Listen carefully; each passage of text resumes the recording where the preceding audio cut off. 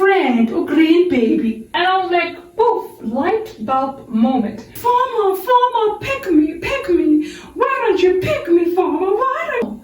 Number one, I'm not a size 2. I'm not thin as Bella Hadid. Me, myself. If I get to the basket and I see a green peach, I am not picking a green peach. Dear God, won't you send me a break? 'Cause I need to get away. Soften up the mess. Drop it in the water, let the daughter find an image with the rest. She'll be learning how to breathe. Spinning through identity, reveal another pretty little scheme. Save her. Let's see how it goes.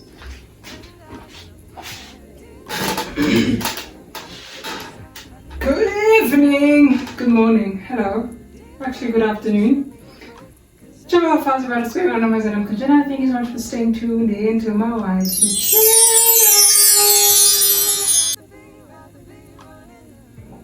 So, welcome to another episode of Being Well Navigating, where we discuss everything faith, life goals, and everything about you and I.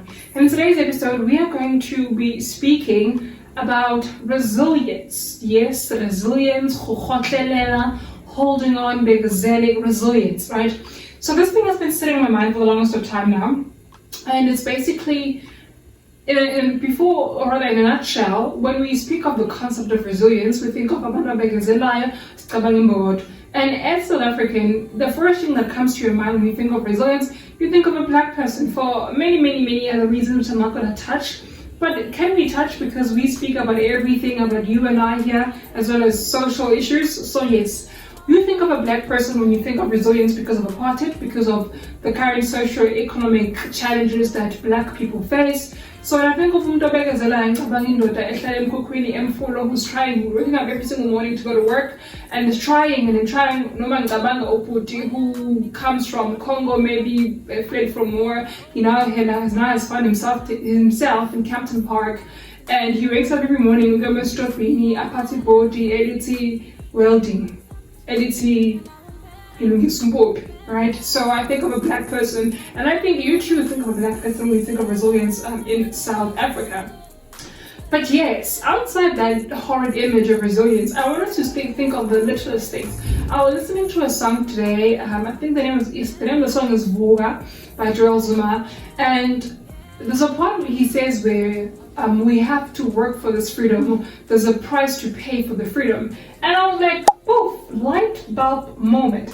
Yes, they fought, or Mandela fought for what they could, Osobuka fought for what they could, they fought, Oksala they fought, Izimo today, as fine in a post 94. It doesn't help that we complain and blame Sobukwe and Mandela and the rest. Oh no, they sold us, Mandela sold us. What's Oksala here? The freedom you have today is not compared to that you have tomorrow, and therefore there is a price to pay. You must work for this freedom. You must work as if they have died, because they really have died for your freedom. Today, to be able to walk on campus, to be able to walk without a don't pass, that is a level of freedom. They fought for this kind of freedom. They fought for no king we don't pass. They didn't know that, I think so. They weren't fully aware that there were other struggles that were beyond the physical. Getting a don't pass, ushawa, ufika izinto engaka zamabhuni engaka, imoto zakhona engaka lezi engaka. I don't know what they call those nice big cars, but zifika kini zisiwena. You were inciting violence, time is your bob. There's a certain degree of freedom that we have today, and we can't deny that. But now we must work harder to achieve the different kinds of freedom that we think we need. If we today proclaim that there is freedom only MOA, if we proclaim that the freedom we have today is only steady chilling in the atmosphere, no. The freedom we have today is physical, meaning we are still under imperialism rule, or rather we are still an imperialistic state. Then it's up to us to fight. These African activists usually say that every generation has their own battle to fight. They just have to figure out which battle that is. Let us then make this our battle, that because they have fought, they went to jail, jail, okay? They went to exile, they forgot about education, they fought that they are able to walk free. They fought for so many things. The liberty you see today is what they have fought for. If you feel there's a certain degree of discrimination, to a certain degree, allow me to say, of apartheid yet again. Fight. It is our turn now to fight. Actually, let me save that for then. Let's pause a bit. I did not plan to or intend to speak about apartheid. Let's go back a bit. And speak about everything about you and I don't like. So, when we think of resilience right now, another image we think of is how so many beauty spaces, pageantry, so many areas of careers have become more inclusive. You look at me, you look at a thick girl, and I say I want to walk a runway. Versace, Gucci, and I want to walk on their runway. I don't think they will take me. I think they only want size 2. I ain't no size 2. I think they only want people that are very much thin.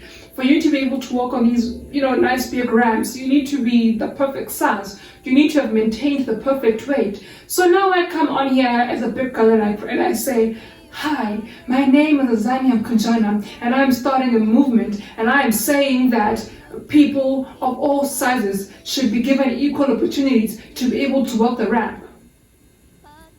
Why don't I, as Azania Mkunjana, go back to the drawing board and say to myself, Azania, you are a size 40, I can go 50, you are a size 40, you are a size 32, you are a size 36, and you want to walk the runway. But in order for you to do that, you need to be a certain weight. Now what do? I drop a little plan and I decide that I'm going to lose weight.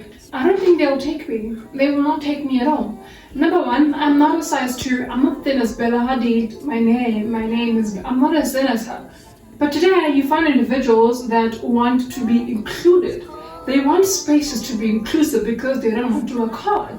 And they need spaces to be inclusive because they don't want to work hard. As simple as A, B, C. We were given these skills or gifts and talents, not skills, but gifts and talents by the Lord for a particular reason. And it is up to us to harness these skills and sharpen and polish these skills so that we become the best version of ourselves. We can't always ask for free handouts.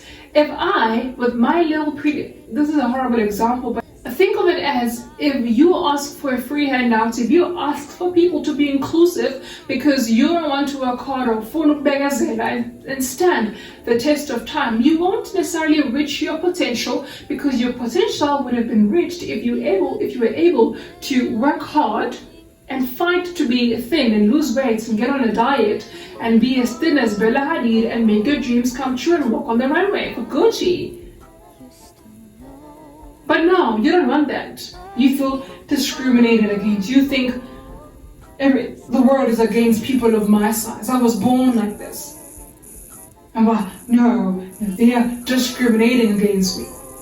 In actual fact, you just have to work hard.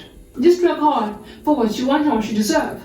I'm going to give you an example. If you look at a peach tree, right, there are, for those of us that have ate the green part of the peach tree, or rather the peach, if the green peach would say, farmer, pick me, why don't you pick me, farmer, why don't you? So the farmer, being the society, because in our society, if somebody ever speaks, you guys aren't inclusive, or they shout, you are discriminating against my kind, someone must act quickly or else they'll be shunned. So the farmer picks out the green peach alongside the orange peaches.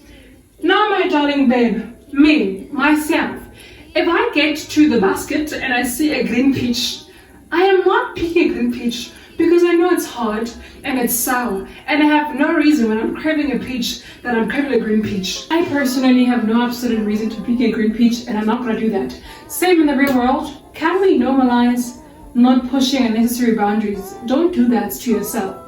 Allow yourself a chance to pet yourself. That when I pick you up from the basket and it's so juicy and so delicious, surely a good fruit. But you want us to pick you from the basket while you are still green. No. Just no, guys, no. Imagine I come in front of your screen today and I say, hi, I just backed 100K plaque, but but I only have 900 subscribers.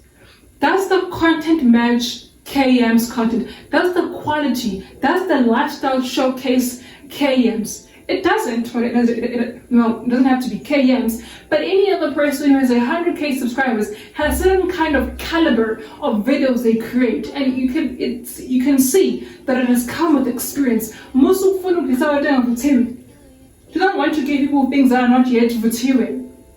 Spare us from such unripe things. Be resilient. Just have hard work, have diligence. If you look at the peach, right? The peach was going to become orange eventually. That if it was able to stand the test of time. It was able to pass the storms, if there are storms during peach season, pass the rain, pass the harsh conditions, and finally, it's a beautiful peach. Those are the conditions or the trials that I needed for you to be a beautiful peach. Why are you fighting with this? Once I have 100k subscribers, let's say today I receive a plaque with my 100 subscribers, and I go to YouTube events and everyone there has a nice filming camera and a phone. I don't even own a filming camera. One, imposter syndrome is gonna kick in. I'm gonna feel like I'm not deserving, I'm not adequate, I'm not enough. And then what do I do after that? I fight again. If you have 100k a plaque, YouTube should sponsor you with a camera because I don't have one. Always asking for handouts. Always asking for handouts. That is exactly what premature accolades do to you. They make you constantly want to ask for handouts. Just like that peach, the green one. If it sees that we are not picking it from the baskets after the farmer has picked it from the tree, it's gonna cry again. There is nothing different between him and I, between her and I. Why are they not picking me? Because baby, we're different. Oh, green baby. Because you only have 900 subscribers. Where do you think you get the money to buy a camera off of YouTube? Linda, wait your turn. Accumulate the views, accumulate subscribers, and then you also get enough guap to be able to go and buy a camera. Everything, Linda. And while you are waiting, you are acquiring knowledge, acquiring skill, acquiring insight to be better. And if you are planning on fighting, planning on conquering, you are acquiring knowledge to conquer, to be the best you want to be. You become resilient for the goal. That green tree, that green peach must hang on for its dear life on the tree and fight until it is orange. Then the farmer can pick it, and I can pick it up and I'm gonna say, juicy. Juicy. That's what I'm asking for. Please, let's bring that back. Let's bring hard work back. Let's bring diligence back. Let's bring I did that back. Every time you want people to push boundaries for you as a green peach, who's gonna pick you as a green peach? Why must we advocate for you to be a delicious peach when you are not? Oh, delicious. Stay on the tree, relax, stay on the tree, stand the test of time and become orange before we can have you. Word of the day is resilience. It's been in mind for a very long time now, and I'm glad I've spoken about it. Thank you so much, guys, for tuning in. Don't forget to like, comment, and subscribe. Can't keep going.